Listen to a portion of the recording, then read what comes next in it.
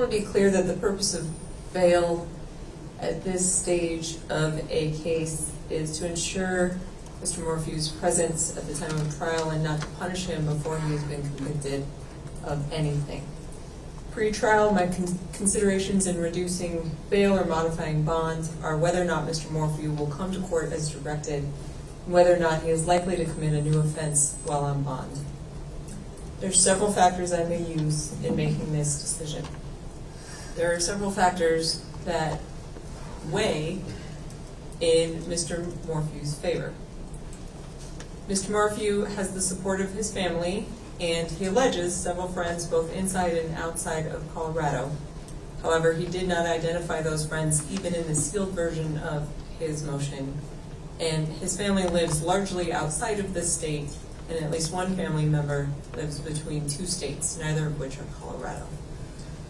That being said, I do note that, no disrespect to any of the other individuals who are statutory victims in this case, but the two, what I would consider most significant victims of this matter, are strongly supportive of Mr. Morphew's innocence and are strongly supportive of his release, and I do take that very seriously. Your opinion matters a great deal to me. Mr. Morphew has no real criminal history, except for one case that no longer exists, and neither the facts in nor the facts of that case may be used in making my decision today. If Mr. Morphew has a criminal history in any other state, no evidence of that has been presented to me. As I cannot consider that case that does not exist any longer, I also cannot find that Mr. Morphew is likely to commit a new offense while he is out on bail. Nor do I have any evidence in front of me that Mr. Morphew is likely to harass or intimidate any witness to this matter. That being said, Mr. Morphew does also have several factors that weigh against a reduction or modification of his bail and bond. Mr. Morphew has moved around a lot since 2022, which is indicative both of his mobility, i.e. there's nothing in particular requiring him to stay in a particular place, like a job or a family. It is also indicative of his ability to pick up and go whenever he wants to. Mr. Morphew has largely been self-employed, and the people have also indicated that he's continued to conduct business from jail. However, I hear what Mr. Feller is saying about what that business is to their knowledge. So jail does not seem to be an impediment to his ability to earn a living. Not that this should necessarily be an impediment to someone being released from jail, but it does not contribute to the argument that he has to be released to get back to work to do something like support a family. Very obviously, the nature of the charge alleged and the only sentence that would be available to me should he be convicted weighs strongly against a reduction or modification.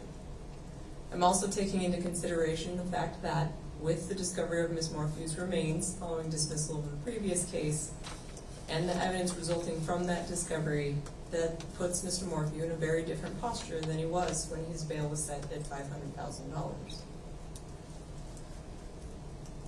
But the factor that weighs perhaps strongest against modification or reduction is that Mr. Morphew does not have a single tie to this community that I'm aware of. His family does not live here, and he has not identified, and in fact says he does not have a single friend or business associate in the area at all, let alone anyone willing to assist him.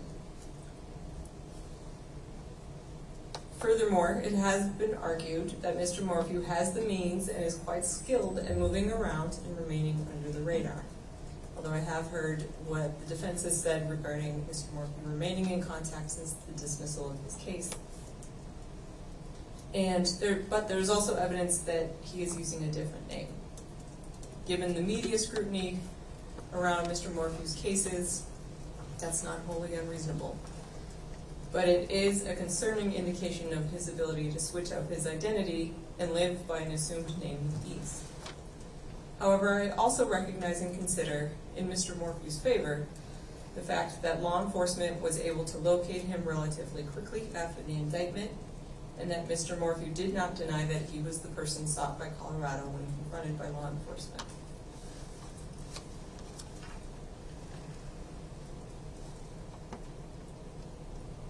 And finally, I am considering the fact that Mr. Morphew does have the means to be able to move around. It may not be the same means that were available to him a few years ago, but nonetheless, the arguments that have been made makes it clear that unlike many people in this situation, he does not have to remain in this place or in one place at all, and it would be relatively easy for him to move around, notwithstanding his relationship to his children and other family members. And finally, Mr. Morphew does deserve to be treated similarly to those similarly situated. The prosecution's response to Mr. Morphew mentions two individuals, both of whom were charged with first-degree murder since the beginning of 2024. One of whom had bail set at $5 million cash only, the other of whom is set at $10 million cash or surety. Both defendants were alleged to have attempted to abscond after the events giving rise to their charges, which is very different than Mr. Morphew's situation. But similarly different, both defendants had significant and serious criminal histories, and both have significant ties to this community. I also looked at a few other homicides pending in this district, not mentioned in the people's response. One of those defendants had bail set at $75,000 cash or surety by a judge who is not from this judicial district, and another whose bail is set at $1 million in a homicide alleging that a husband killed his wife. Neither of those defendants have any significant criminal history, but they do have strong ties to this community and have raised affirmative and quasi-affirmative defenses to their charges. Therefore, in weighing each of these factors and making an assessment of Mr. Morphew's specific situation, I declined to reduce his bail, but I am going to modify his bond. I'm going to modify his bond to a cash surety or property bond. In this district, we often set bond at a higher surety or property option with a lesser cash-only option, but I won't be doing that in this case. The reason why is because if Mr. Morphew posts bond through a surety and then absconds, he not only has $300,000 on the line, but there's also a bail bonds person who would be tracking him down. And if he chose to post a cash-only option, then he would have $3 million on the line. If Mr. Morphew posts bond, the added conditions are that Mr. Morphew may not leave the state of Colorado for any reason. Mr. Morphew will have a GPS monitor placed on him before he is released, and he may not leave his home for any reason except for medical emergencies, to attend medical appointments, to meet with his attorneys, or to attend court. The GPS monitor company shall submit a report to the court at least monthly and shall report any violation, including tampering with the monitor or failing to keep it charged immediately. Mr. Morphew will surrender any passports he has. He will also use only the name Barry Morphew in any personal, legal, and business dealings, and he may not petition to change his name legally during the pendency of this case.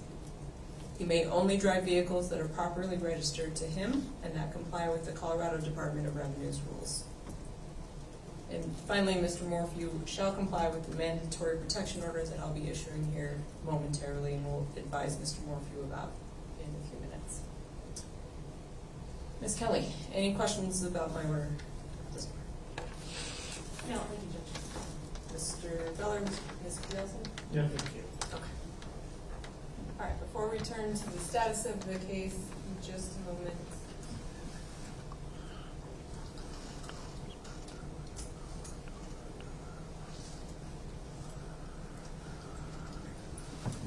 Mr. Morphew, I have to issue a mandatory protection order. This has nothing to do specifically with you or any particular factor in your case. It is issued in any case, criminal case in this state, filed under Title 18.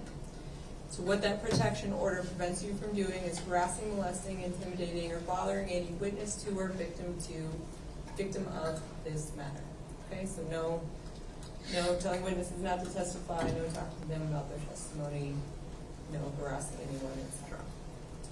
Very often there is an order that you not contact any victim of the case.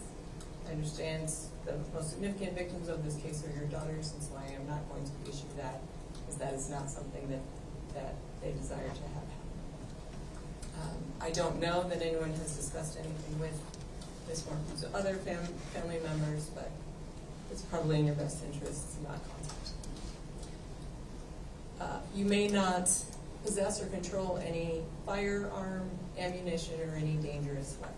I understand that your business may include large knives, things of that nature. Make sure if you are engaged in that business, you talk to your attorneys about whether there is a concern that that may violate the protection order, okay? Specifically, very large knives are a problem for you with a protection order. And finally, you may not consume any alcohol or any controlled substances without a prescription, okay? I will issue that protection order later on today. I will send that to your attorneys. They will get a copy to you, okay?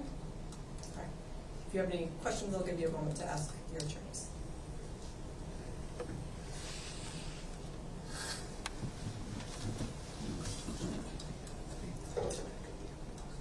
Over the bell pause, I guess.